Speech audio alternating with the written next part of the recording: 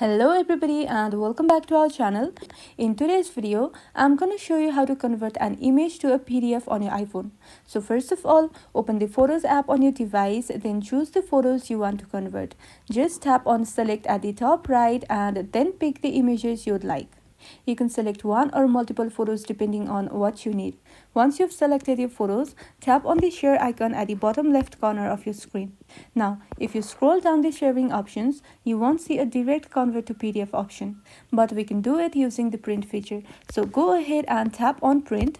And when the print preview opens, use a two-finger pinch out gesture on the preview like you're zooming in. This will instantly turn your selected images into a PDF preview. Now, at the bottom right corner of your screen, you will see another share icon. Tap on it. Then your PDF is ready. You can email it, send it via messages, or tap on Save to Files to store it on your iPhone.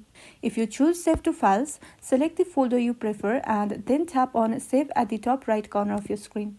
Then, to find your saved PDFs later, just open the Files app and then go to Downloads and you will see your newly created PDF document with all your selected images combined. And that's all.